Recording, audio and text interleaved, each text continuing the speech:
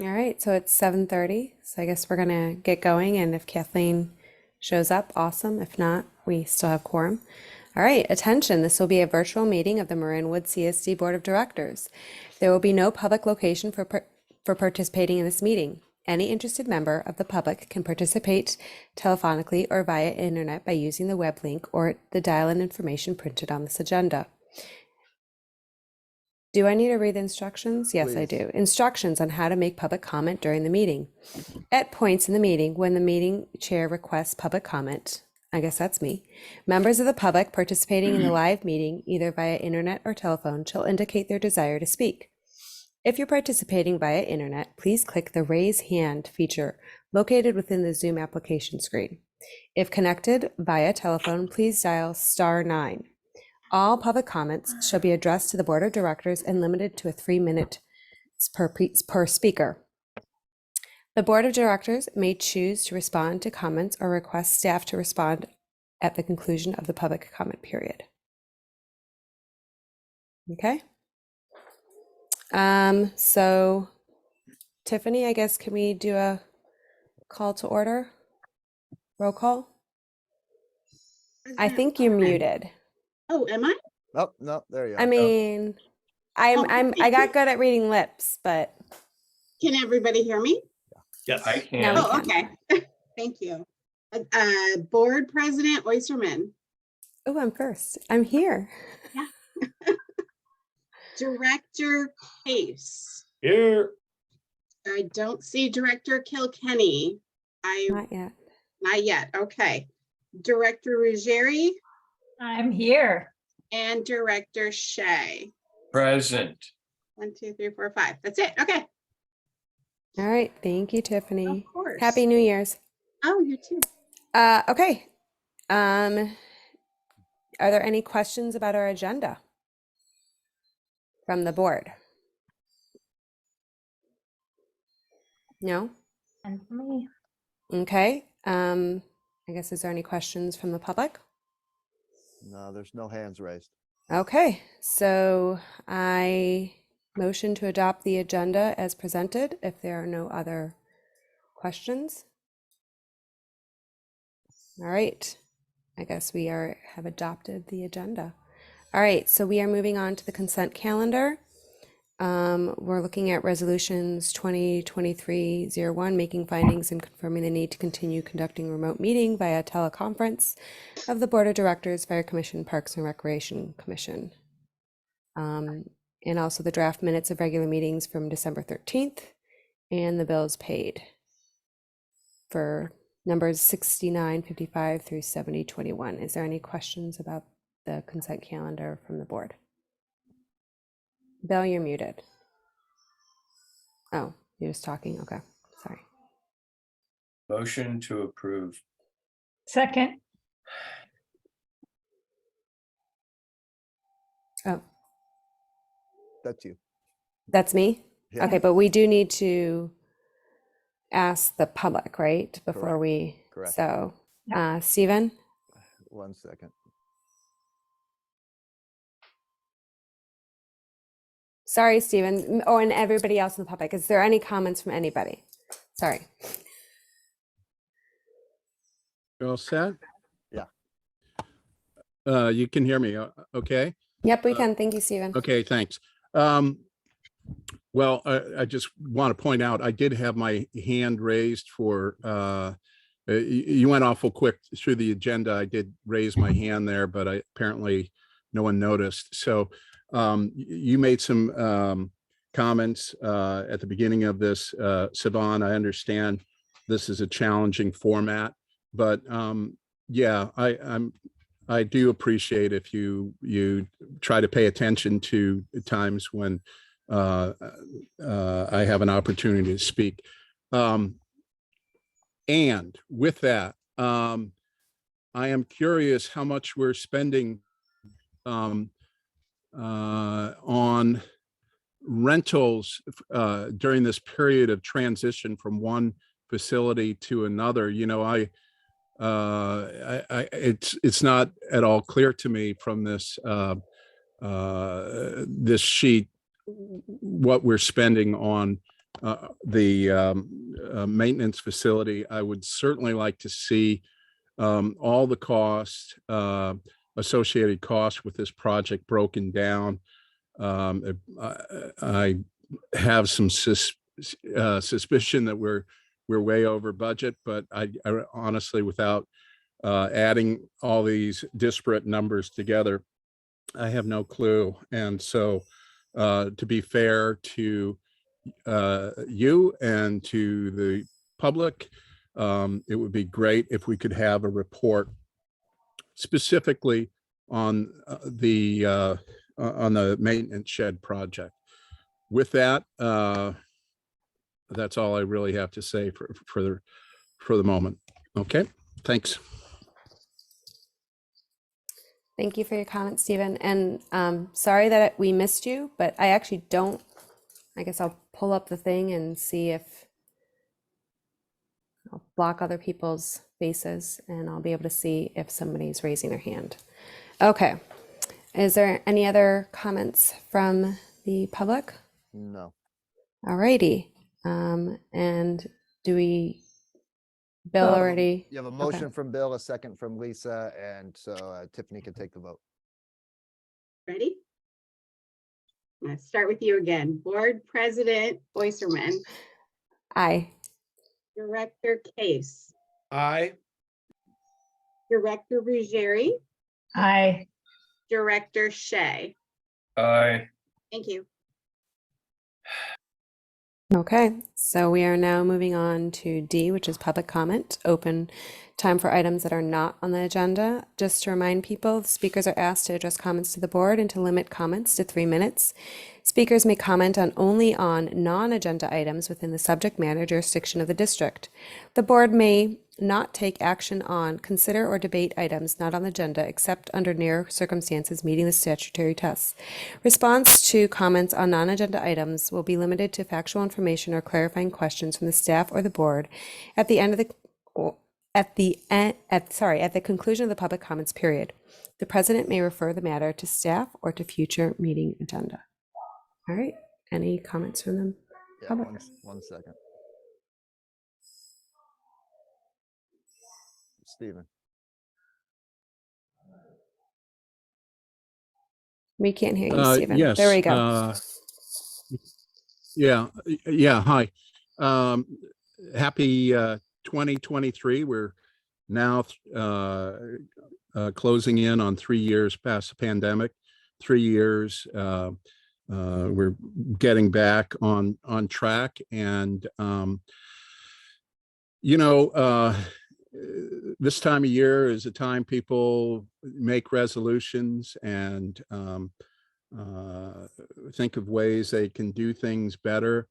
I'm a little disappointed in the agenda. This was my comment during the agenda period. This is a very bare bones meeting. There are some big issues that need to get resolved. And I just wish that these public meetings could be more fruitful and engaging in some of these big ideas. What ideas am I talking about? About accessibility in the park, about playground structures, of course, the ongoing situation with the Friday night parties, and the other part with the dogs. Kind of we're now an unofficial dog park. There's a lot of stuff that we could be discussing to make this community better. You guys, the board, are the conscience of the community, and so your role is not to simply approve what's going on. That's fine to approve, but really you guys are the ones that set the agenda, set the big ideas, and represent the people for the administration of our parks. So thank you.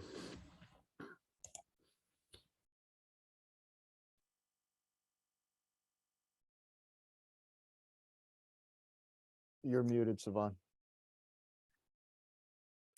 I went very smoothly into saying thank you to Stephen and saying, moving on to district matters, we are looking at E1, appointment of board liaisons to Fire Commission and Park and Recreations Commission for the calendar year of 2023. I'm going to open that up for discussion. Are people happy with where they're at?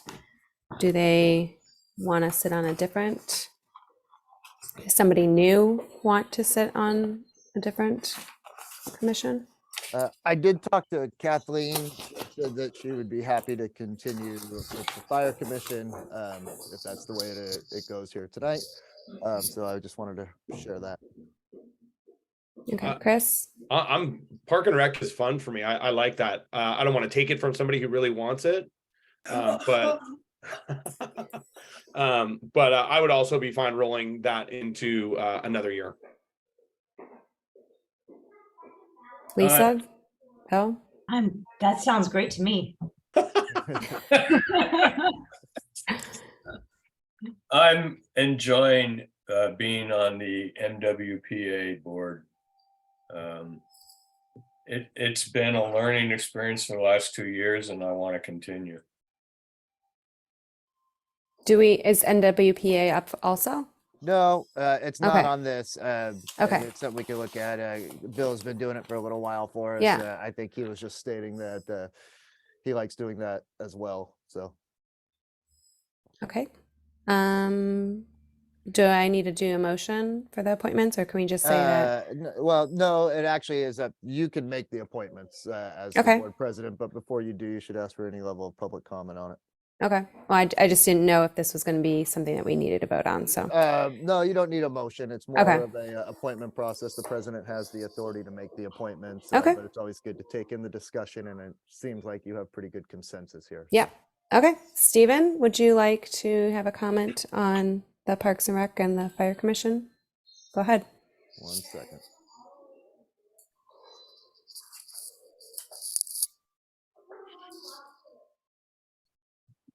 Sorry, Stephen. Yeah, hi. Just one comment, this is really about transparency. We do not currently have our meetings broadcast, and I don't think many communities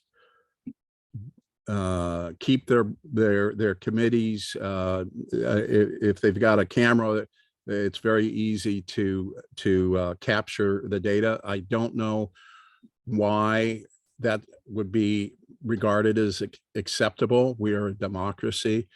And I just want to note that these applications, I know some of these people. I don't know too much about them, but I know a lot of them are ex-fire people. Maybe they could say a little bit. One, Stephen, What? you're on the wrong agenda item. On Doing the appointments for the board directors to No, Park and Rec and. Yeah. We're- okay. for the liaisons, not for the Okay, I'm sorry. commissioners. Yeah. Well, then I just have a quick question for Bill. I don't know what it is that you're serving on, that you've been enjoying to serve on. NWPA, what is that? And could you just tell us what Marin wildfire. the Fire wild? Authority. Okay, thank you. Okay. Other than that, thank you, I apologize for that. So, It happens. okay. Thank you. No other questions on this? Okay.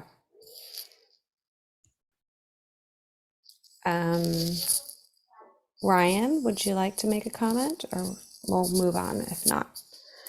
Yeah, there's no other Oh. hands are raised. Okay, perfect. All right, so I guess I'm going to appoint Chris Case to Parks and Rec and Kathleen Kilkenny to Fire. All righty. And now moving on to the district manager's report. Eric, would you like to make a statement about that before we dive in? Yeah, sure. Obviously there's the report is there. Just take it in order of what I have listed here. In terms of the maintenance facility, that project is closed out. Went through its final building inspection. We have the certificate of occupancy. The park staff, as well as Luke, have been working hard to get everything kind of moved in and over there. And I should also state everybody's been kind of helping out with that. Carolyn and Robin have certainly done their share in getting the whole area up and rolling. I'm hopeful that this week the fences will come down around the temporary facility, so that whole area, around the permanent facility, so that whole area will be opened up. There's still a little bit of work to do with the temporary facility, but as soon as they can, they'll take those down. But again, just really want to commend Luke and his team with Marco and Esteban and Caesar, not only for their work, but just their patience, their perseverance, their feedback, their input, their participation throughout this entire process dating back several years now, has just been really not only appreciated, but just incredibly useful and has helped make an even better facility. And then I also want to acknowledge the project architect, Bill Hansel, who put in a lot of time and effort towards this project and persevered through what was a bit of a roller coaster process of direction, misdirection, commentary, everything you can imagine that I imagine most architects would have walked away from, in the first year or two of trying to go through this, and he stuck it out and just really helped us create a very nice project. So again, much appreciation for Bill Hansel and his professionalism on here. It should also be noted that, throughout this process, he actually provided a lot of pro bono time towards this as well. So again, just a lot of thanks to Bill for that. Moving on the CalOps, last month we had discussed CalOps and the board authorized an expenditure to join there. We've hit a bit of a roadblock in there when I followed up after the board meeting, which was my second communication with them, as I had communicated with them prior to the board meeting. I was at that time, the second time, informed that they have arbitrarily decided to freeze all new memberships into the system. So we have not been able to join CalOps. I have not received a decent explanation on this. I have reached out to multiple people, from the contact to their kind of generic at CalOps email address. I reached out to the city manager. I reached out to people within HR, people within IT, and eventually they all just kind of stopped responding to me, if they even responded at all. So it is fairly disappointing on this. My opinion, especially since this is operated by another government agency, it certainly puts us at a competitive disadvantage and creates competitive advantages for all of the agencies that were prior members in this. I have no word from them other than a brief mention that they have frozen this for the remainder of the fiscal year, which again makes zero sense to me whatsoever. That said, moving on with our fire department needs, we do have ads placed with other various job boards very specific to the fire industry. Things like there is a fire dispatch, or geez, chief, help me out with the name on it. It was the daily So dispatch. Western Daily Yeah, Dispatch the daily dispatch. or Western Fire Chiefs, yes. Yep, we have, thank you, chief, have ads placed with them. Also with firejobs.com, firecareers.com. We have a dedicated webpage just strictly to fire employment hiring. So all of that is up and rolling, and hopefully applications will be coming in so we can continue to move forward with that. If anything changes with CalOps, we will certainly jump on that opportunity when we can and kind of take it from there. But otherwise, it is fairly disappointing, and while trying to remain polite and courteous and professional, I certainly express my opinion on the arbitrary decision-making and the competitive disadvantage that this puts other people at. And then the other thing I want to mention on my report here is with our financial audit. Actually, the week before last, we were informed rather suddenly that Ralph Ricciardi of RJ Ricciardi had decided to retire and completely close down his shop. As we were kind of, and I'm sure other agencies were in the middle of an audit. I don't have any details behind such a quick decision on his part, but The silver lining to this is one of his lead CPA accountants, a gentleman named Michael O'Connor, has basically taken over his business and is opening his own accountancy in the exact same offices. Michael O'Connor is no stranger to this district. He actually performed our audit for several years, including when I first got here. We had been using a different gentleman from RJ Ricciardi for the past 2 to 3 years, a gentleman named Hep Pham. Hep has decided to also open his own accountancy, but he is going to be walking away from doing government work and is focusing strictly on the nonprofit sector.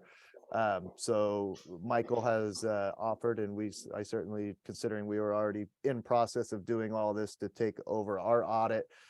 So he will complete the audit for us. Again, there's a lot of advantages to this. Going out and trying to find a new firm would be a nightmare. Michael's very familiar with our agency. And for those who might recall, I think it was about 3 years ago, we actually put out RFPs looking for new audit firms. Received, probably 4 to 5 different responses to that. And the board had decided to stay with RJ Ricciardi, which was the decision that I recommended and certainly supported. But again, I feel very good with Michael coming in and doing this too. He's very thorough and does a very good job, and was actually very helpful in our first couple of years when I first came on moving us. We had, some kind of notes and things like that were included in several years worth of audits, and he helped us get past that and get everything up to snuff. And we've had no findings whatsoever in our audits for the last 4 or 5 years at least. So bringing on Michael, I don't anticipate to be much of a snag. Worst case scenario is typically the audit is presented at the February board meeting to the board. That may have to get pushed back to March just for him to complete all the reports, but he has guaranteed that he'll be able to still submit our financial transactions report to the state controller's office well within the deadline of that. He has all the materials that he needs, and he and I have been in a lot of contact since then. So hopefully you'll see it all next month. Worst case scenario, we'll present it to the board at least in March, knowing it'll be ready probably much sooner than that, but that'll be our next meeting. With that, that's where we're at. Obviously a lot of stuff going on with everything else, but these were just some items I wanted to bring to the board's attention. Any questions, thoughts, comments? Anybody want to go before me? No? Okay. Just wanted to say that I'm super excited for Marco and Esteban and Cesar to be able to go into the new facility and be able to do their work in a space that works for them and not having to juggle the outdoor indoor area. And I appreciate everybody's efforts over the last 3 years to get us to where we are, and the last little push that we have to have. And of course with Mr. Hansel for sticking it in with us and doing everything.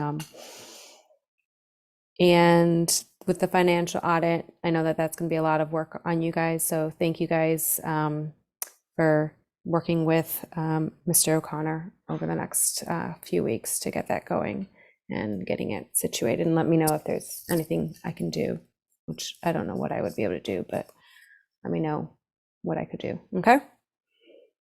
Any other board members? All right, let's open it up to And the then just to public. clarify too, I mean, Michael's kind of picking up where we left off. So we're well Yeah. past the getting it going stage. Okay. We're well into the getting it done stage of this. Okay. With this transition and him kind of taking on some of this and other accounts transitioning to him, he asked just for a little bit of patience, which given our longstanding history, not only with RJR, but with Michael, I was more than happy to extend. Yeah, I guess I did have one question. Usually you have to switch every couple of years, right? So 6. it's not every 6. Okay, Yeah. so if we choose to continue with him, we have at least another 5 years before we need to find. Okay, and he's not bringing in anybody else that we know of. So okay. No, well, he's got a lot of staff on his side too, and I think Oh, okay. the RJR staff are also staying and moving with his company now. So Oh, okay. He's got lower level people that help with a lot of the aspects of it too. Okay, perfect. All right, let's open up to the public. Sure, 1 second. Stephen. Yes, thank you. So maintenance facility completion update. Couple things. I used to work in the industrial auction business, and we would sell off shops about even larger than what we have in our maintenance facility. And I would put that as a 2-day job to move. I don't quite understand why it's taking a month. I know we've got the holidays, but the way I would tackle it is I make sure I have all the proper equipment, and then I would hire industrial help. Manpower is one company. There's other companies. I don't know who's local, but I would, if it's just our 3 guys moving it, it may take a really long time, and pull them away from their other responsibilities. Also, the fence either blew down or was pushed down again. I think it's a item of danger. I sent another email out. And Luke believes it's the wind. Maybe it's the wind, but it's dangerous because it could blow down and hurt somebody. So it needs to be dealt with immediately. As far as the cow ops, I think everything you need to know with the way that we were treated. If they're not returning calls, that's a huge red flag. Even if they say, hey, we want your business again, I would really recommend that you take a second look at that, because that just doesn't sound right to me, the way that you were treated.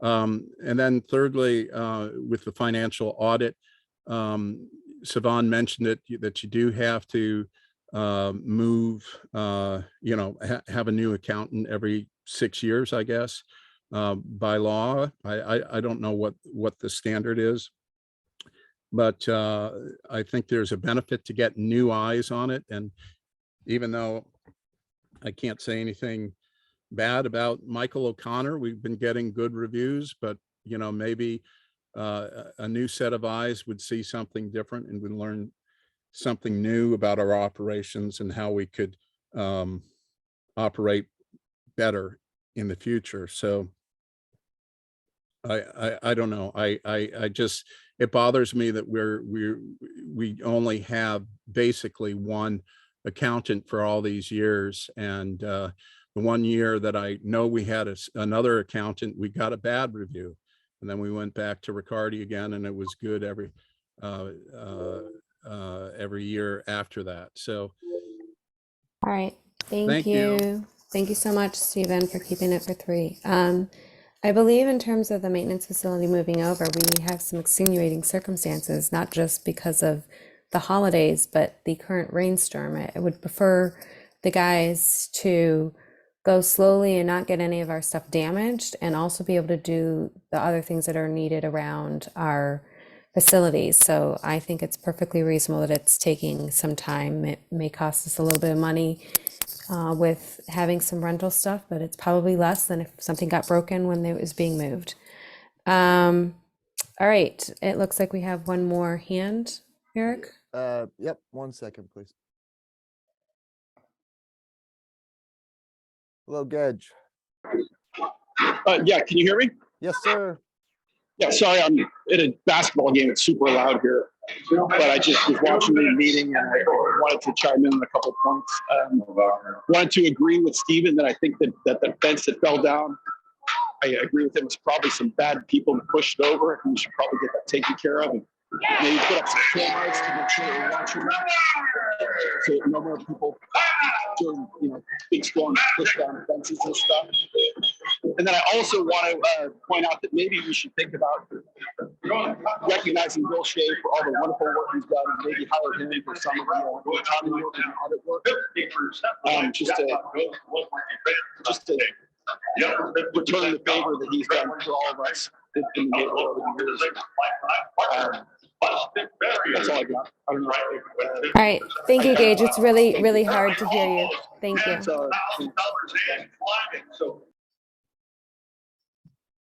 Oh, that seems like an exciting game.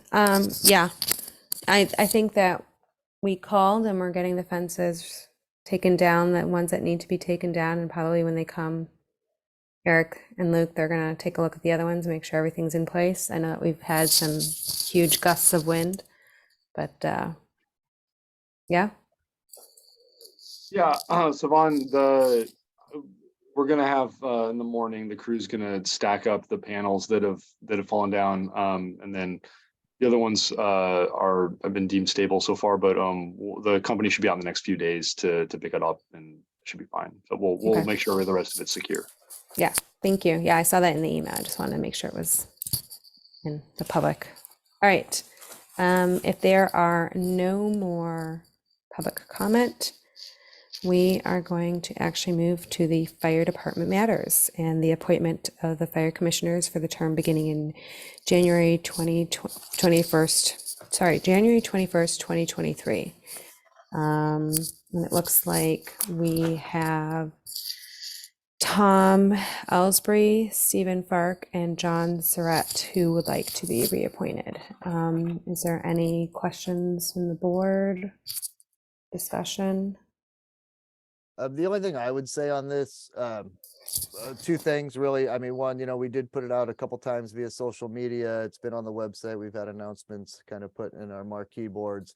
We didn't get any interest from new members at this time, and did try to approach some neighborhood residents that we felt would be good, who just didn't have the capacity at this point. Tom Ellsbury, Steve Farrak, and John Surratt are all regular participants, and I, in my opinion, bring a lot to the table. Stephen Farrak is a former firefighter. He's actually the only former firefighter on this list. Tom Ellsbury and John Surratt both have different careers, but are also very knowledgeable of the neighborhood and our department, as well as kind of the firefighting. John Surratt was also heavily involved in volunteering his time with the volunteer efforts when those were going strong for years. So he is I would certainly recommend that all three be reappointed, and we would still have a alternate position available should we be able to find a member of the public who would also like to join. Okay. I guess the question, so Surratt is an Upper Lucas, right? So No. no? Okay. No. Okay, sorry. All right. No other questions from the board? All right. I would just put out there that I appreciate these guys coming back for another round. It's nice that they'd be willing to donate their time for the greater good of the community. I definitely appreciate it. All right. I guess let's open it up to the public. 1 second.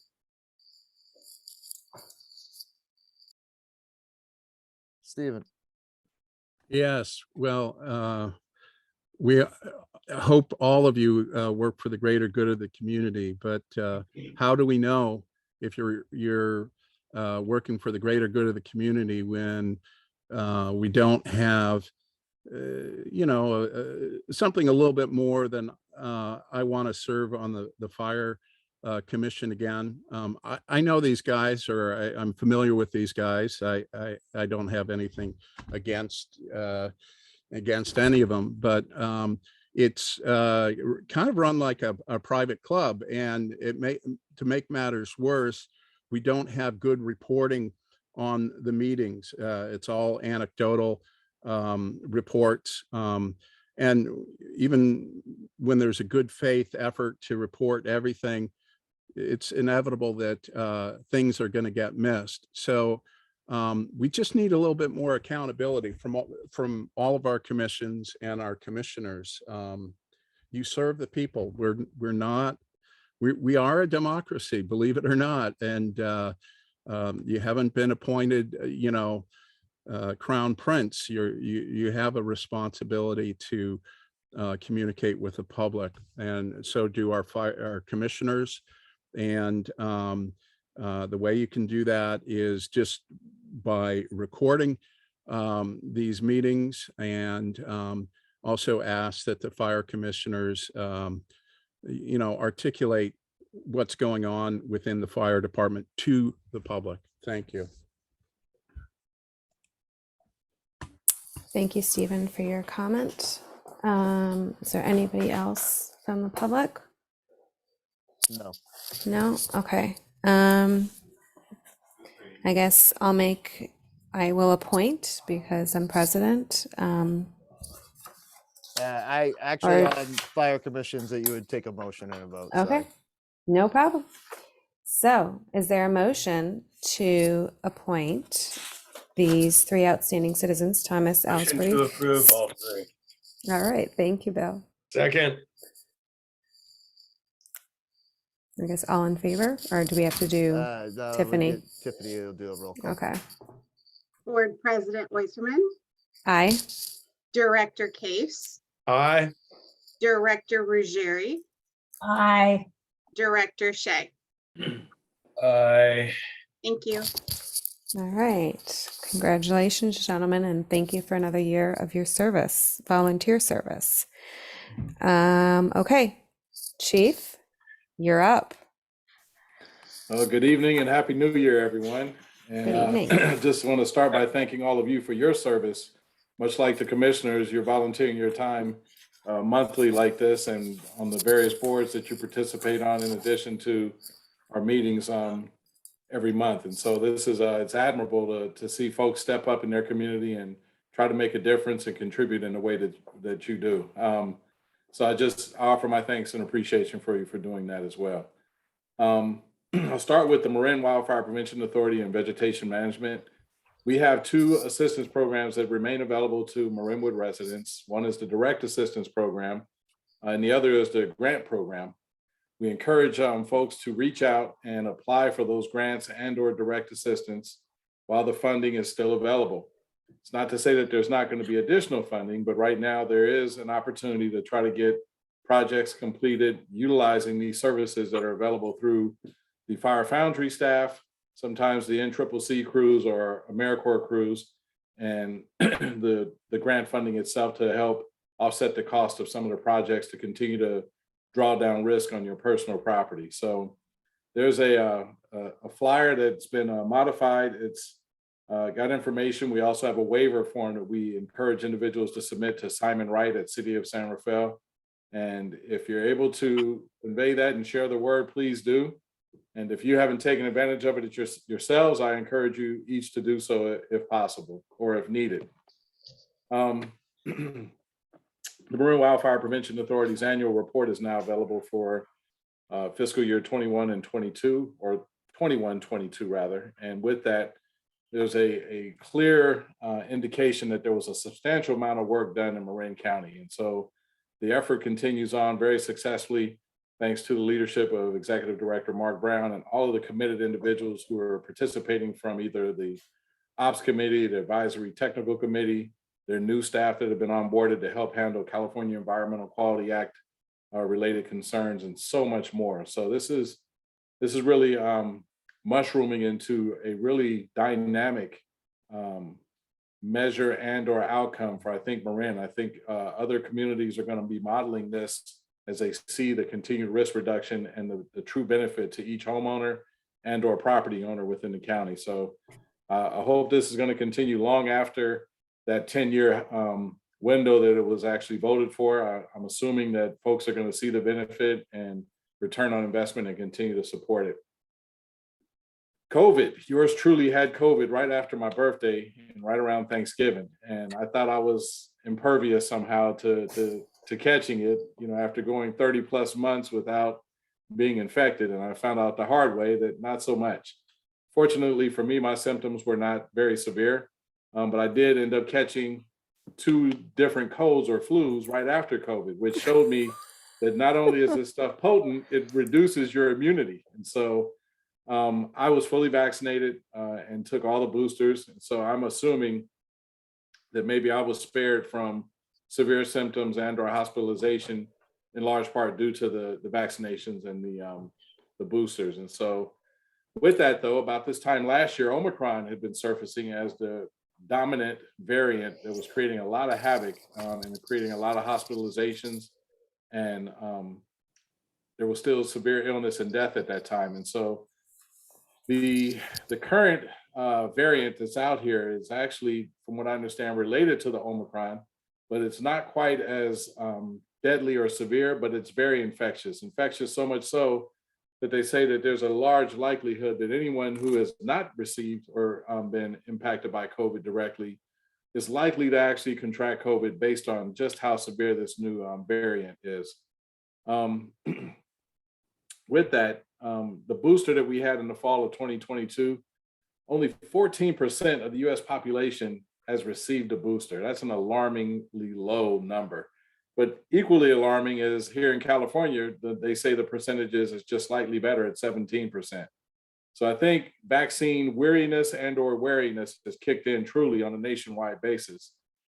But I'm concerned, but I'm not overly concerned, but I'm very concerned in large part due to something that apparently is taking place in China right now, where they are starting to see another surge in infections, hospitalizations, and even reportedly deaths. Although the Chinese government has opted to allow individuals to come and go freely without being vaccinated or showing proof of recent vaccination or boosters, there's a concern that this could be a political maneuver somehow or another. And so as the government reduced the number of lockdowns, the cases started spiking and started overwhelming their facilities and their hospitals. And so this is something to pay close attention to, in my opinion, especially given the contentious relationship that's occurring right now between China and some of the other countries that are now requiring individuals who are traveling from China to now be tested and or verified as COVID-free upon arrival, so in their country. So that being said, the new variant I was referring to is XBB.1.5. And they say that's a descendant of the BA2, and it's a combination of another subvariant that actually increased the number of cases we had in April of 2022. So with that, 14 plus new mutations have spun off from this particular variant. I'm not a scientist. I'm not anyone that understands how this stuff works or operates, but I'm very concerned that so many variants seem to sprout from what's happened with a particular virus.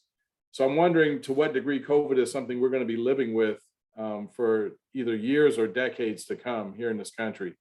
With that, I encourage everyone to continue to mask, continue to wash your hands.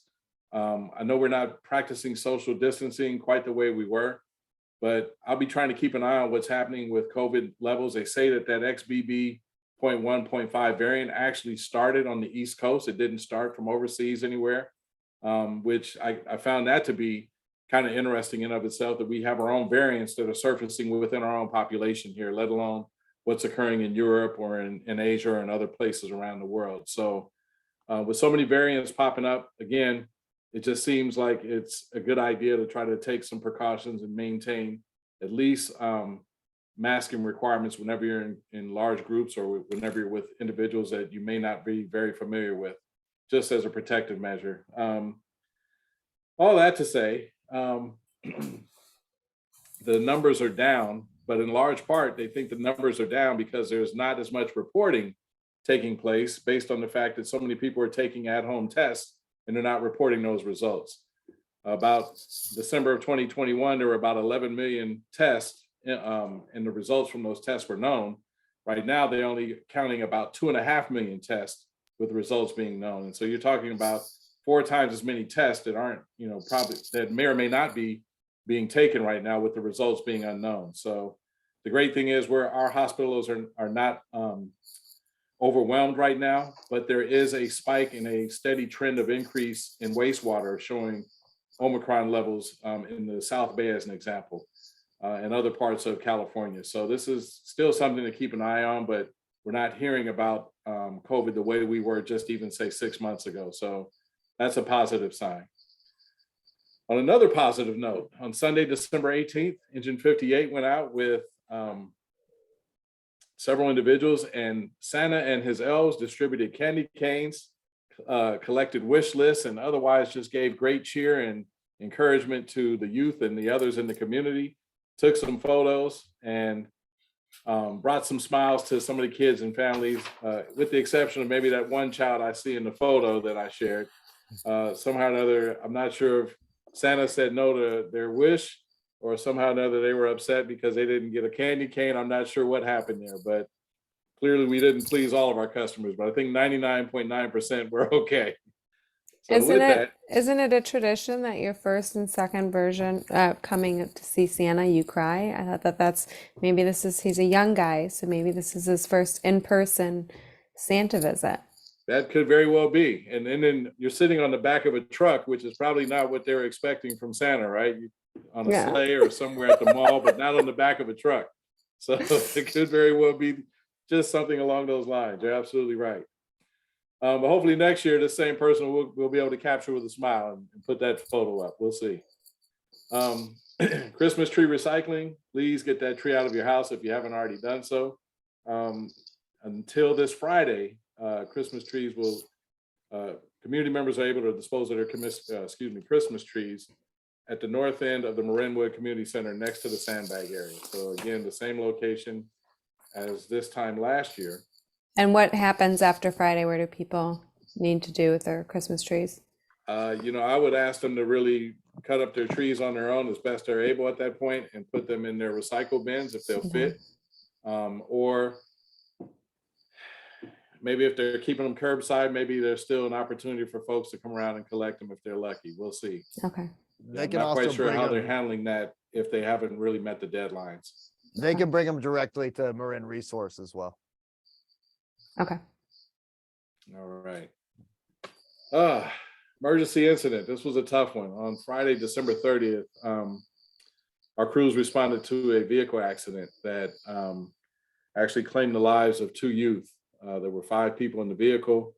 Although I don't have all of the details, I understand that 2 teenagers from Novato perished in the incident, and some of those teens actually had a connection directly to our Marinwood Community Center and were employees and or participants in the programs there. And so this is really unfortunate. 2 of the individuals were transported in critical condition, and 1 was in stable condition. And so given that, I thought it'd be appropriate that we take a moment to just say a quiet prayer and a moment of silence for those who passed on, those whose families were directly impacted by this during the holiday season, and for those friends and associates of those teens and how this must have impacted them as well. So if it's okay, I'd like to offer a moment of silence here for at least maybe 30 seconds.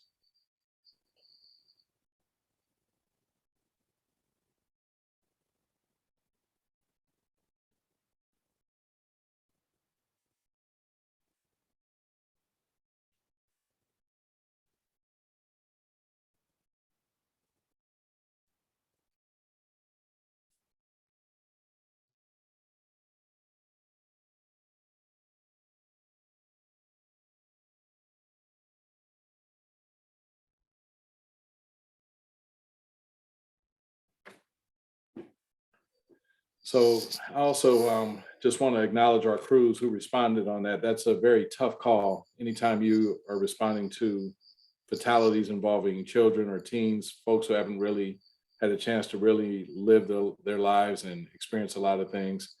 Those are some of the tougher calls that first responders can respond to. So I just want to take a moment to quietly acknowledge the first responders at Engine 58 who responded to that incident, were first on scene and partnered with Marin County Sheriff's Office, Novato Fire Department, and others to provide care.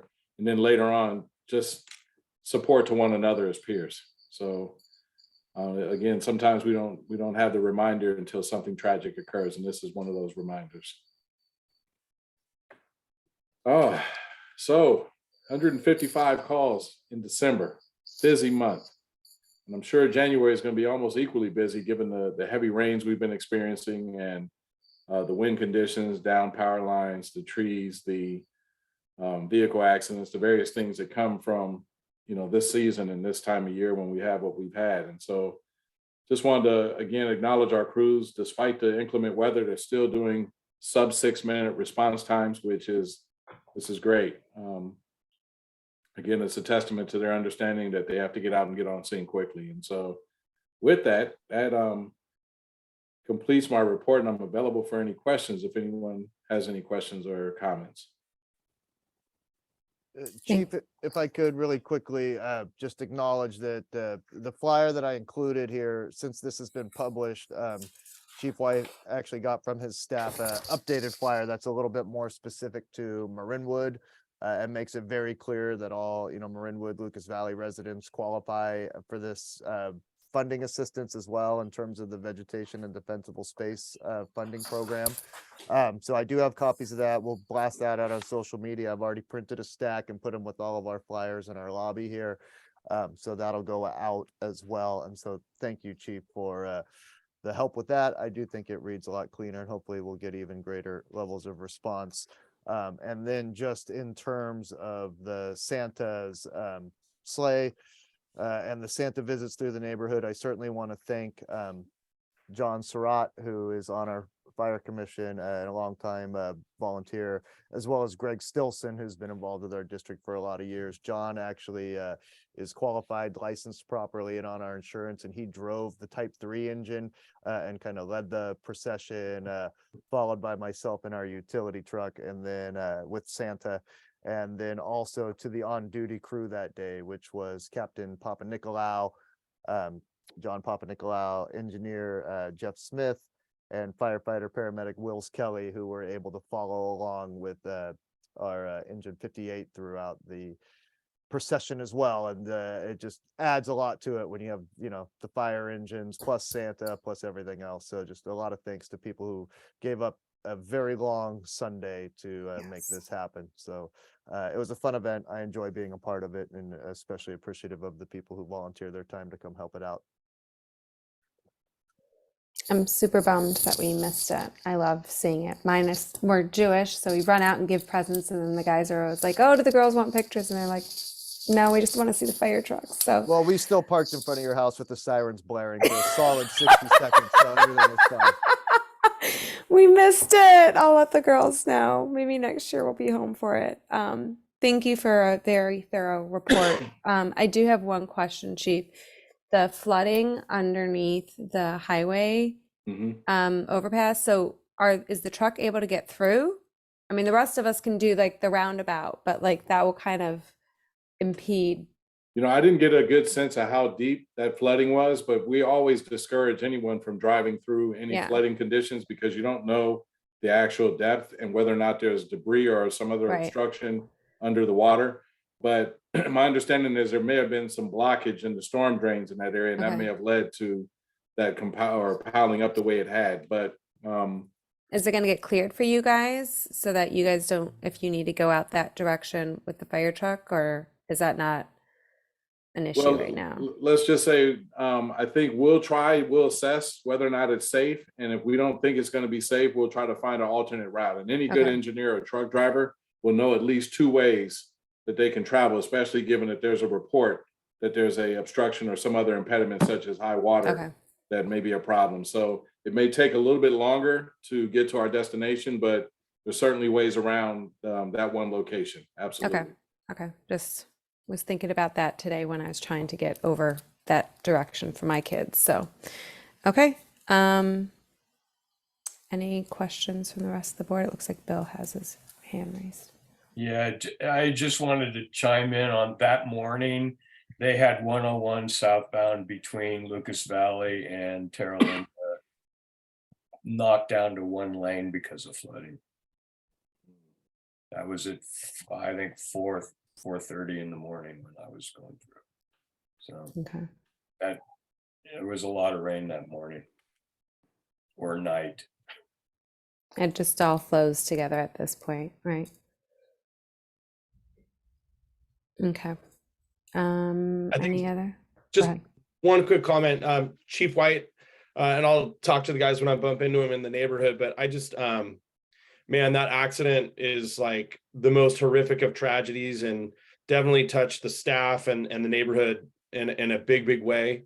I just hope you can also pass along as their chief how much that means to us that that your guys are ready to do the job that we all, none of us want to do that, but they're trained, they're ready, and what they were able to do for those kids and that family, even in dire circumstances, was amazing.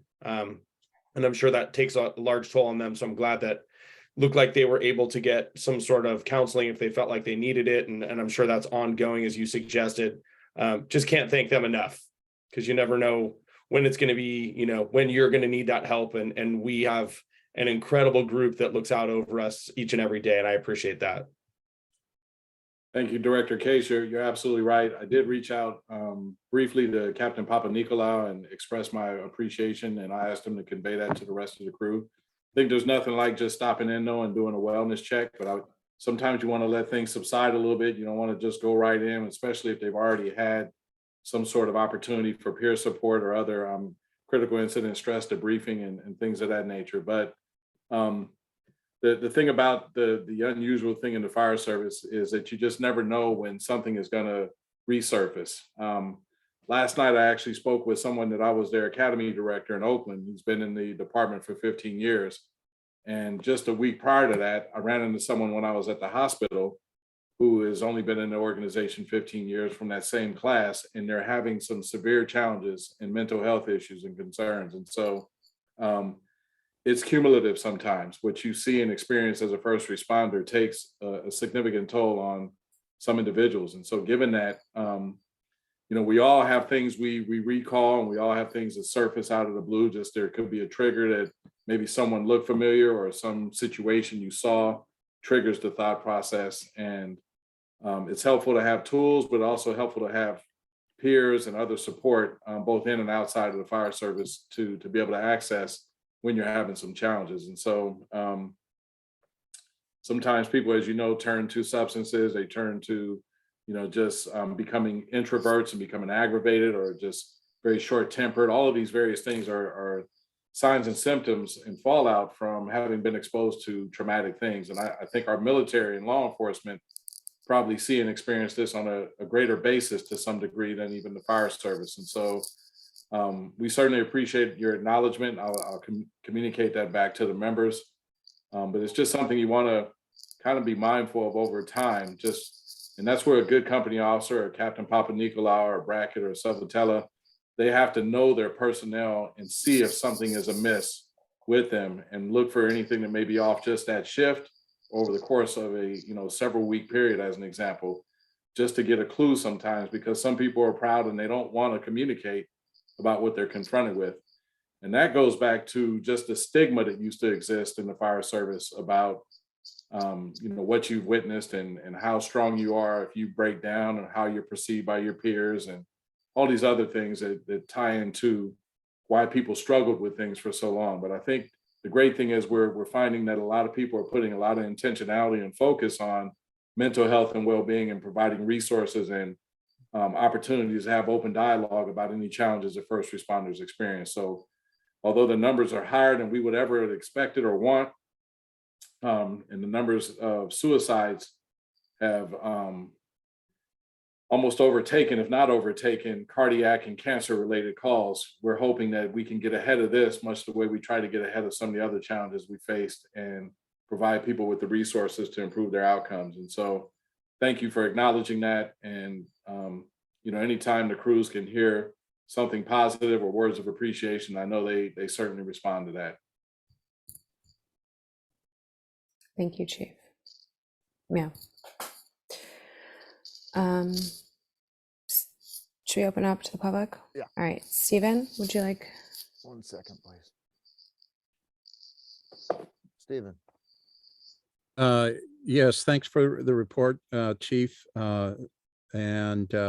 Yeah, my heart goes out to the firefighters, and also the children that perished, and their families, and, you know, the trauma of all that. We cannot underestimate. All those kids had friends and people in school that they knew. This is going to impact quite a number of children. Because they're minors, I don't know if we know, and I don't want to even ask you, Chief, but if drugs and alcohol were involved, it could be a you know, an object lesson that parents can, you know, drive home to their children. I kind of hope that if that happens, that comes out, but I realize it's a very sensitive topic. I did have a question regarding your report, and every month it seems like you have a report on COVID, and it's confusing to me.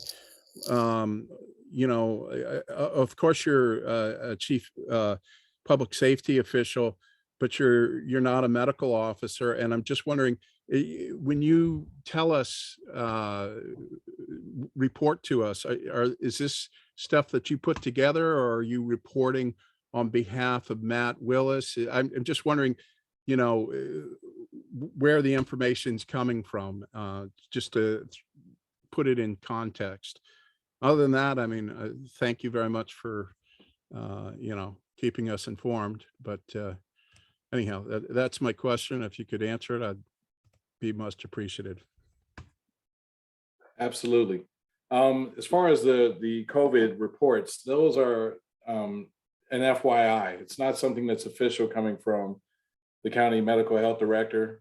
If I provide statistics as an example for Marin County in particular, Marinwood, that's going to more than likely come from our Office of Emergency Services or the county health department and stats.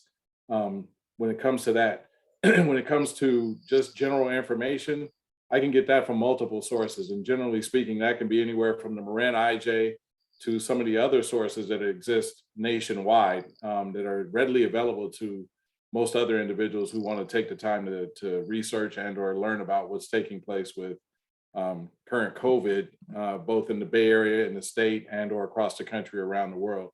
So the goal with the report on COVID is not so much to approach this as if I'm a medical expert in any way. It's just to share information.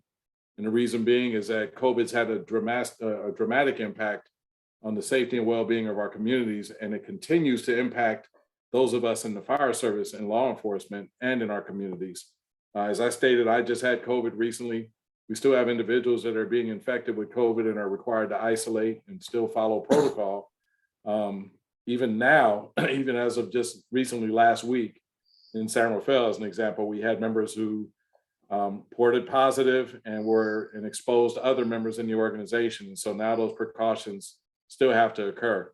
And so it's very possible that, for instance, when we go back to in-person meetings, that we may be actually spreading or potential spreaders of COVID, depending on what precautions we take. And so this is, since we're operating in a virtual environment right now, we're not as exposed. But if we're co-located, much like we are in San Rafael, where there's individuals who are in City Hall, shoulder to shoulder or proximal to one another, the risk goes up. The likelihood that you might contract COVID or some other flu or cold increases. But that's primarily the reason for the report. If there's a lack of interest in the COVID-related reports, I'm more than happy to either condense or remove those if the board of directors and or fire commission or the district manager would like me to remove those from our future reports. I think that at the beginning of COVID, we didn't know anything, and that you had the most up-to-date safety precautions and everything that anybody would hear. And so you were our gateway to knowing what's going on in our area besides what Matt Willis was saying. And so I have definitely appreciated them. Probably at some point we'll be able to stop, but I currently still appreciate the information, because I still think finding out about what's going on with our security, well, it's our safety personnel in Marin is important to me. I don't know about the rest of the board members and Eric, but I still appreciate it. Is everybody good with still keeping it? Yeah. Great. I think that the information is still very useful and top of mind. So I'm Yeah. good. Thank you.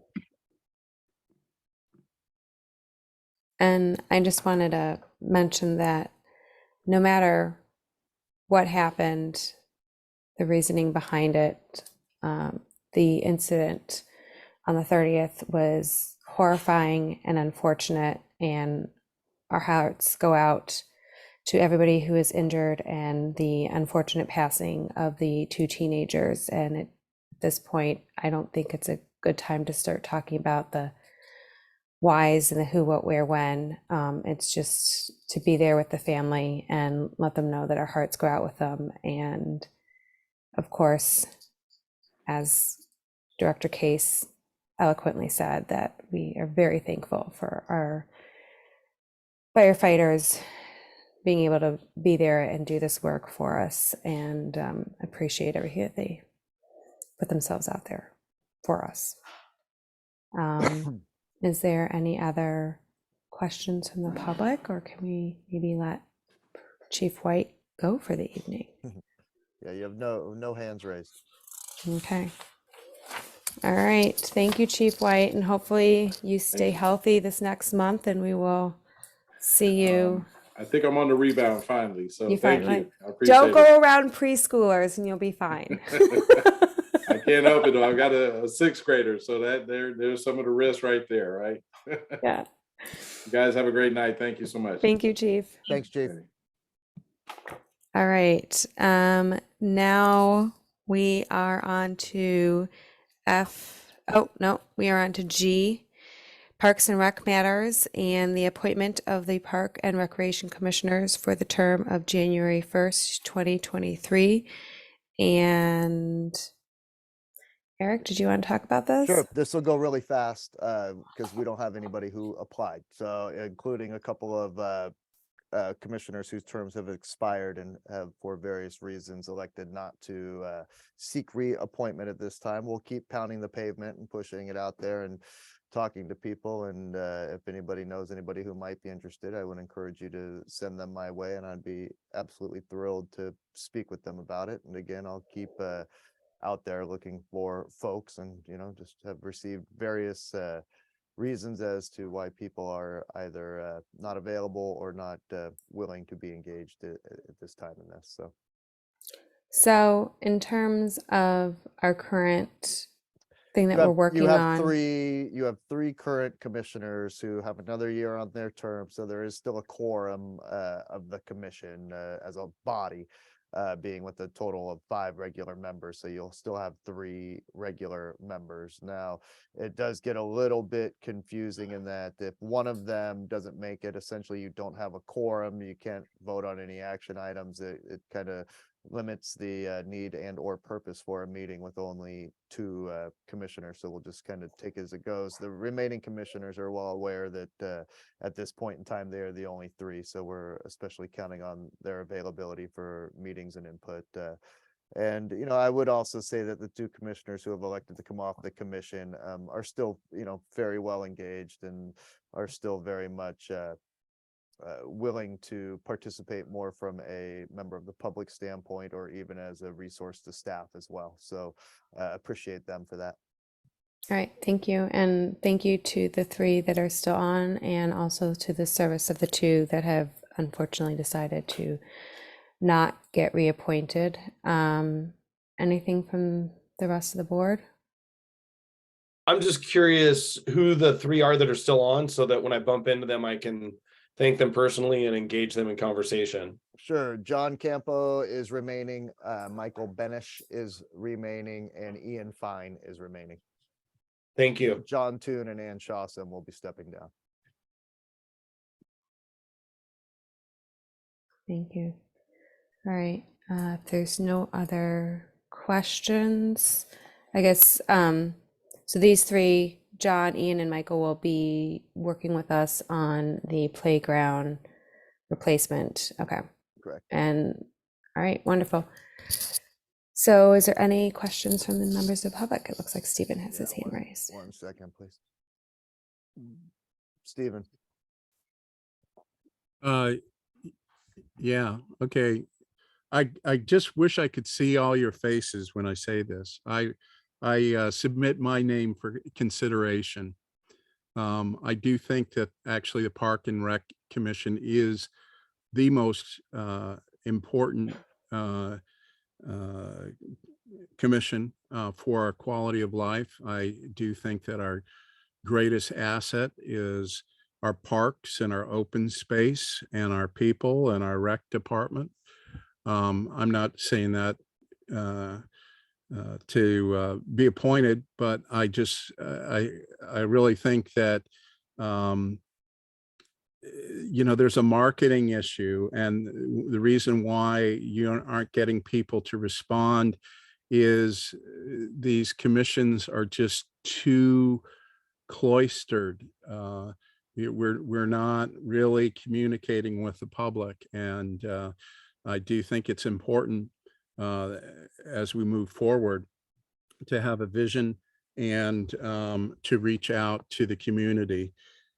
I just cannot understand why people don't take greater interest in the administration of this lovely place that we call home.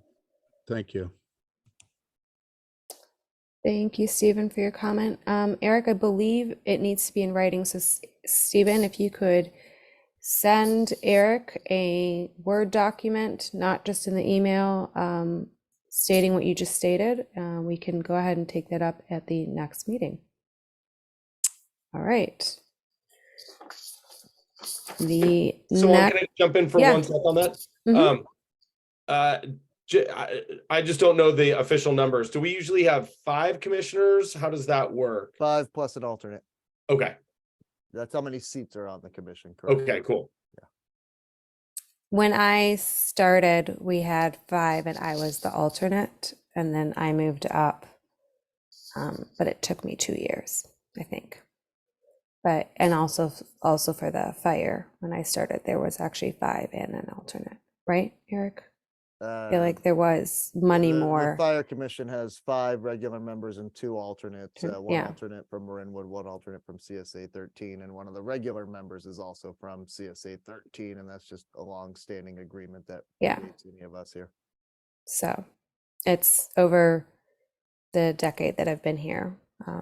Things have gone down. Okay. Moving on, the recreation and park maintenance activity report. I'm assuming Luke is going to help us out with that. Thanks, Yvonne. Yes, hello, everyone. So this last month, the Recreation Department, one of our biggest programs was running our annual winter break camp over the winter holiday where kids were off of school. We had a great week of camp this year. We served 40 families.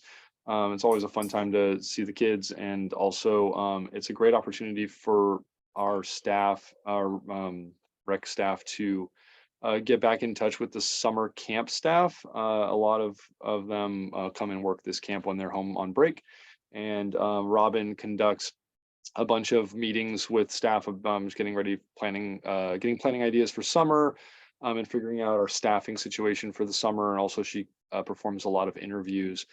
She actually makes our entire camp staff re-interview every year, and which I think is a really awesome thing, just to have them come and do a formal declaration of why they want to work in camp, and talk about what they think their strengths are, and what they're interested in. And it's a huge undertaking. We have, as you know, a lot of staff, but it was great to see everybody in town. Not everyone that came in to interview was working the winter break camp, but there was a lot of overlap there. And it was also a chance to give some people a chance to try some leadership positions that are applying for like a summer camp director or assistant director position for the summer. Give them a little bit of a chance to oversee some of the groups for part of the week, and with lots of oversight. And it's kind of a great little trial for them. So that went really well. We had a really great camp, and it was great to see the staff. We're feeling really excited about the summer. We spend pretty much the whole year, aside from those 10 weeks of summer, 9 weeks of summer, planning for the summer. And so we've got, if I scrolled my camera here, you'd see all sorts of staffing lists and diagrams and ideas and supplies and things all over the office. And it's been all hands on deck trying to figure out all the things we need to do. Our Marinwood review, I have a typo in my report. I said biannual. It's actually semi-annual. It comes out twice a year. But we're working really hard on our spring summer catalog that lists all of our summer camps and the pool programs and all of our classes and events. And we have to have all of our details and pricing and what we're offering finalized to be able to get that out in time for people to register. So we have to know everything that's going to happen in June, July, August, basically in the next couple weeks. So it's crunch time here in the rec department, and things are going really well, but we're working hard, and we've got a really good program coming together for the summer that we're excited about. So you can expect to see the spring summer Marinwood review coming out in mid-February. We're finalizing details, proofing that, and then it has to go. We'll send it to the printer, and it'll get mailed out to all the homes in the nearby zip codes. So we're really excited about that. I just want to acknowledge Carolyn Sullivan, who does the lion's share of assembling that catalog and getting everything in there. It looks great. A lot of other recreation departments and agencies farm that out and pay a lot of money to have outside contractors do that. And I think ours looks better, and we do it all in-house. And I'm really grateful to have that kind of talent on our staff. So we're working a lot on planning those things. We have a lot of great spring classes and programs that are now open for registration that will be starting. Most of our programs are starting around end of February, early March, and March and April, but we have some new classes we're excited about, including some like an adult art watercolor class, a new program that we've never offered before that we're excited about. And that's actually the artist that's instructing that class has a display up right now in our lobby. So if you've been to the community center in the last month or two, you would see there's a lot of wonderful watercolor works, and he'll be teaching a class on watercolor. So we're really excited about that. And we also have to look at my list to pronounce this, but we have a class called White Crane Salat, which I don't know if I'm pronouncing it right, but it's a Chinese Indonesian martial art. That'll be a new program we're excited to offer, but it's geared towards youth. And so we have a handful of other things going on in addition to our regular kind of canon of adult and youth programs. So all of that is ramping up and getting ready to start in the coming weeks and months. Our next special event will be our annual wine tasting event, Raise a Glass, which this year is taking place on Saturday, March 4th. And we're still finalizing some of the details. We've got a lot of great wineries coming to that. We'll have some live music, some good food. It should be a really good time. So I'll announce more details at the next meeting, but we're really looking forward to that event. On the parks maintenance side, we've really been dealing a lot with the rain. That's been a big part of our time this last couple of weeks. And staff have spent a lot of time monitoring the drains and the V ditches and culverts throughout the district, monitoring the creek, monitoring the buildings, the roof, and making sure things are draining and not flooding, and that everything's in good shape. So we've got a few drains. This last couple of days, we've been out clearing some drains that had got a lot of debris blocking. Nothing too crazy, but we had to be out there for a few hours, a couple of different days, just pulling giant logs and sticks out of the drain so that the water could flow freely. And we've had a few minor leaks that the staff have been working on sealing up and repairing. No major damage, but it's been just doing the rounds, responding to calls. A lot of concerned residents just, hey, will you check my drain? Will you check this? Will you check that? And so staff have been just doing the rounds, making sure everything's okay, and that's been going well. The creek is flowing great. No issues to speak of at the moment. Knock on wood. That's our prep work seems to be doing well. We do have some erosion that's been going on that I've been reporting on for the last few years, but nothing catastrophic, and we're hoping that things continue to just hold steady. We have sand in the parking lot, and we're giving out sandbags at the community center and at the firehouse for after hours, and we've got a lot of residents coming to take advantage of that. We've refilled the pile once so far, and I assume we'll probably be doing a little bit more with the forecast coming up. But the staff have been wet and cold throughout the last couple weeks, but they have a nice warm shop to return to for breaks and for lunch, and so that's been really nice. Between dealing with all we also today just got out, there was a large pine tree broke and fell over the trail up above Middlebury near the Newberry drain. And so staff were out and cut that off the path and got that cleared up. So there's been a little bit of that.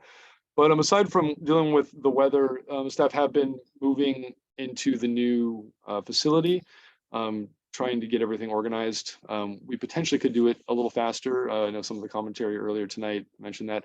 We're trying to be methodical. We're trying to get everything in the right spot and find a good place for everything. The shop came empty and bare. It's a lovely facility, but there's no cabinetry. There's no outside of the kitchen. There's no shelving. There's no racking. So we're having to install a lot of infrastructure to make the shop work.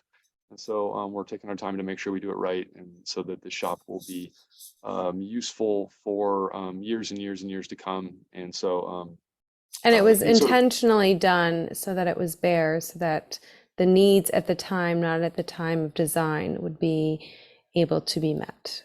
absolutely, and that wasn't a complaint. That was just stating. No, what no, we no. I'm wanna just deal with, stating and, stating so yeah, that everybody absolutely. understood that it wasn't that we cut corners now. It was that we literally intentionally did that. Yeah. Exactly, and so it's been going great, and the morale is at an all-time high. Everyone is so relieved and excited to be in a real facility that is sealed, that is well lit, that is heated, and it's just going to be a wonderful workspace, and everyone's very grateful and very excited about it. So we're hoping to continue to have windows apart from the daily duties to be able to continue to get everything organized and make it home. But we will be getting the fencing down very soon and moving away from the temporary workspace. It's coming along. We're most of the way there. There's just a few odds and ends to tie up. So I will have more productive news next time around to let you guys know where we're at on that. And then I mentioned graffiti. I know you've all seen the "I love you" graffiti throughout the park or throughout the neighborhood.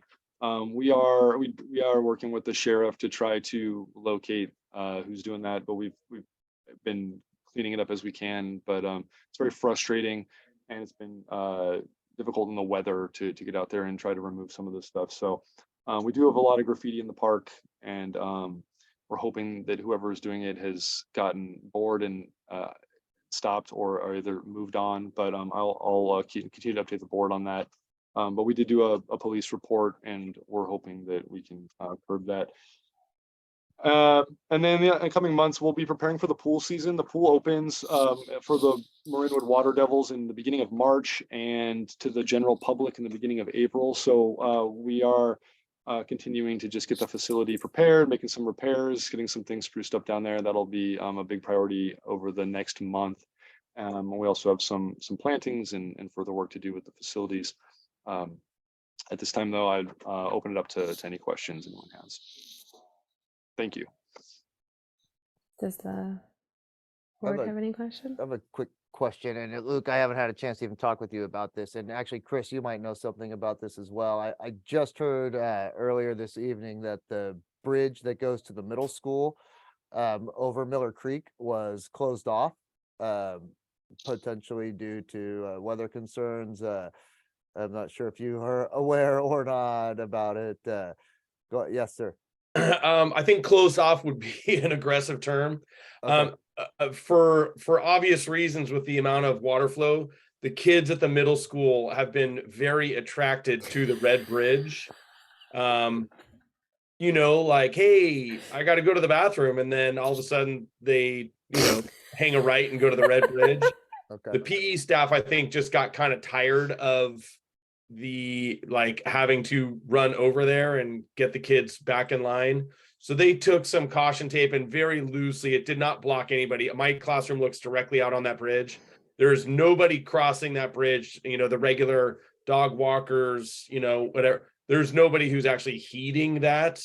I think the PE staff is just trying to say, hey, look, don't go past the yellow tape. We need to be able to keep eyes on you guys. Got it. I did get an email yesterday from a person who was concerned about some of the erosion around the footings of the bridge, particularly on the school side. So I didn't know if that actually got looked into or not. And then just so I could put it out there, the property the bridge sits on, actually on both sides, and the bridge itself is actually the property of the school district, even though it does cross the creek, that part, which is why I think they put the bridge right there. But that particular part All of that is within the school district property, so they technically own that bridge, but I was just more curious as to if it had been closed off or not. I believe it's definitely not been closed off by Okay. any official means, Okay, but I couldn't comment on whether they've inspected the footings. It was the please stay in class and stop looking at the river yep, good to know. inspection. All right, appreciate the update. Sorry I had to bombard your report there, Luke. Oh yeah, I- no, and I don't. We've been out near that bridge because we were dealing with some logs and stuff underneath. But we didn't officially inspect the red bridge, but I have no knowledge of its structural integrity in the storm. But it appears to be okay. I had a question, and so when you're walking in the main part of the park and you're walking away from the play structure area, and that's where we've had some additional erosion this time on the right-hand side, where kind of where that sign is.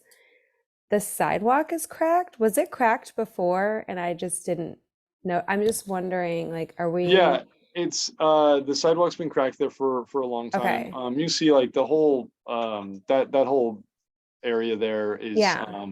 is sloped a little bit. That's been from very many years in the making, and so it's a natural part of there has been erosion over the years as the creek Yeah. cuts into the bank, and you've seen a little bit of settling. That's what the cracking is from.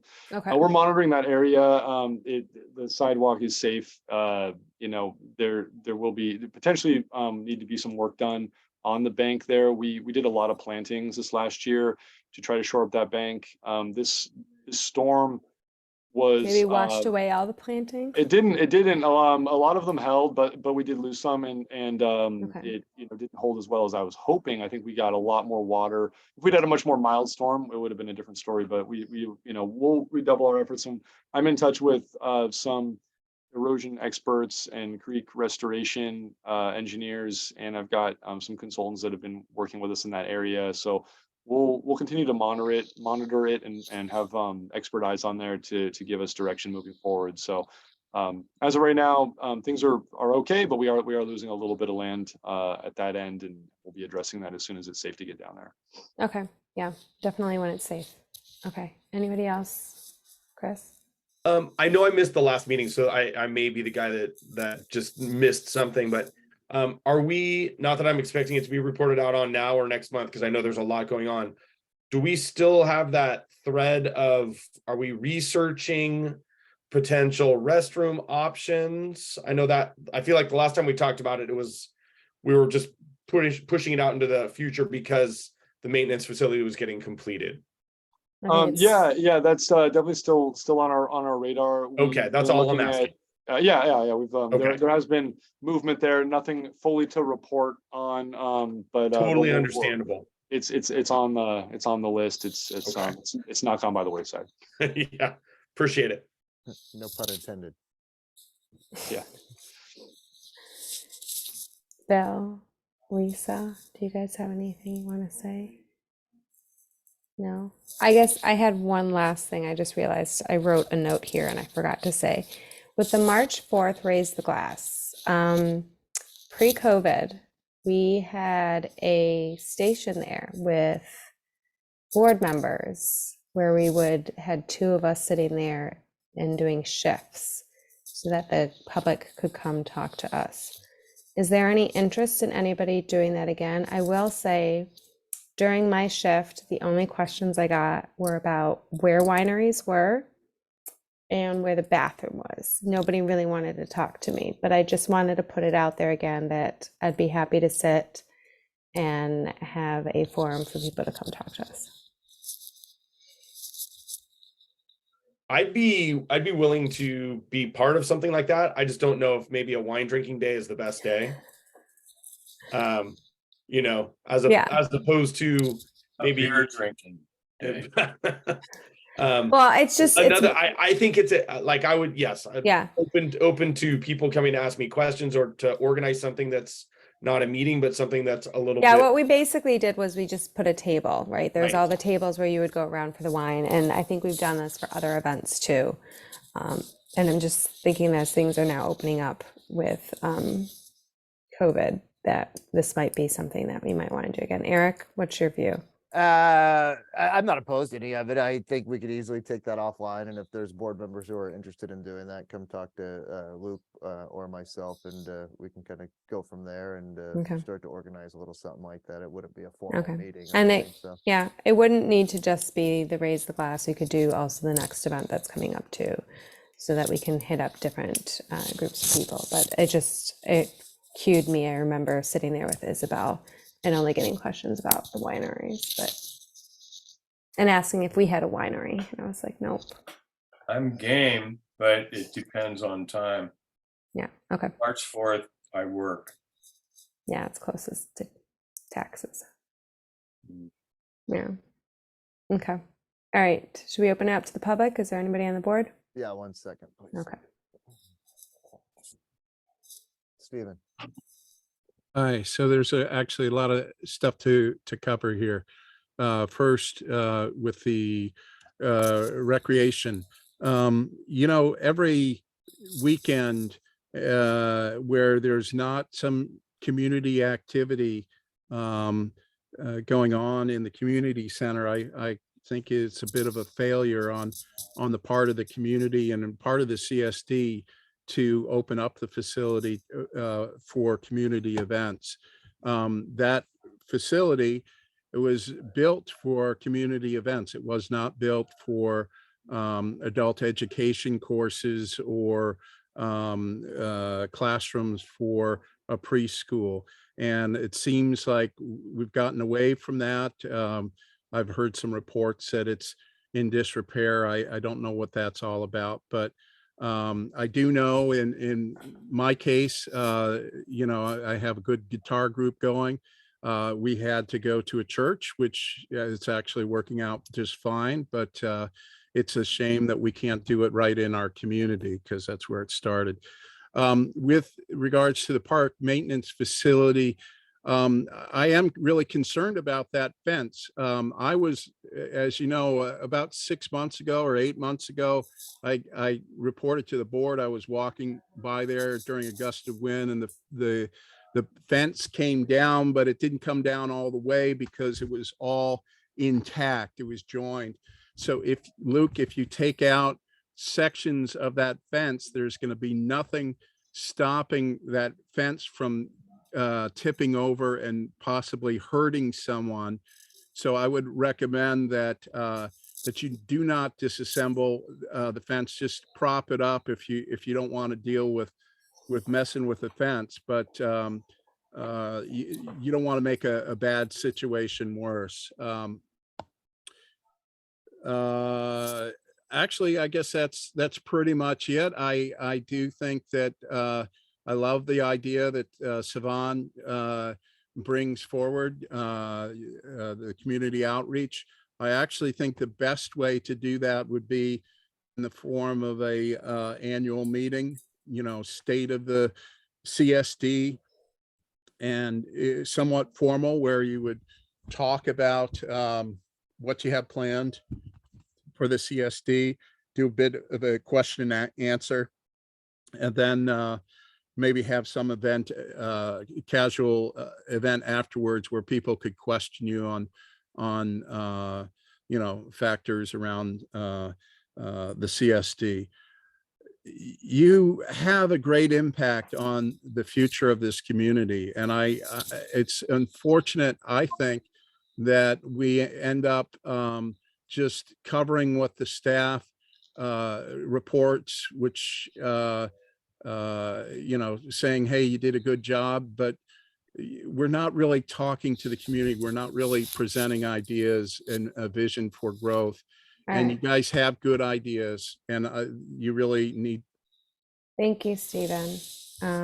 Sorry you were over 3 minutes, and it's 9 o'clock, and I just want to make sure that we're thinking about everybody's time, and some people have to get up really early for their day jobs. Okay. Are there any board members of interest for future agenda items?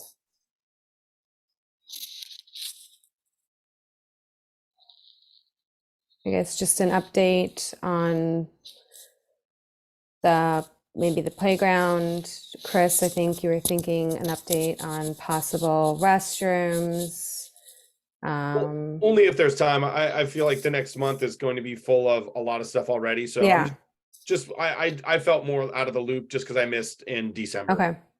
Okay. Yeah, and I guess I just want to know, like, what's our next point with the playgrounds? I know that we were starting to do stuff, and I just was wondering what the update on that was. And I guess just letting us know maybe next month, Eric, about if we're going to be able to get a report in March or if it's going to be later. If you guys are kind of seeing in terms of our audit. Thank you for the word. No worries. I'm fading fast. I have jet lag still. So does anybody else? So I apologize for the multiple yawns. I've been passed out in bed by 7 o'clock this whole week. So anybody else have any other questions for for the next month?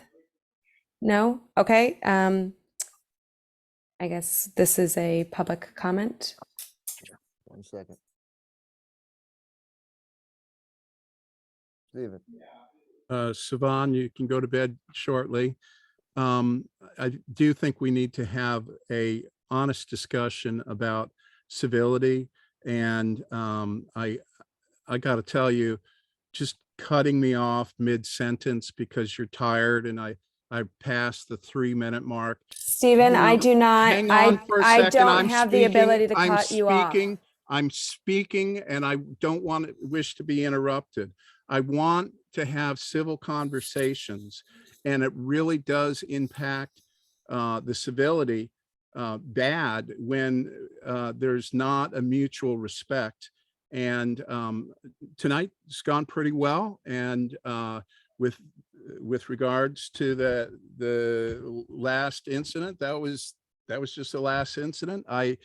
But really, let's try this year to improve relations and see what we can do together cooperatively as a community. And I look forward to supporting you all in 2023. Thank you.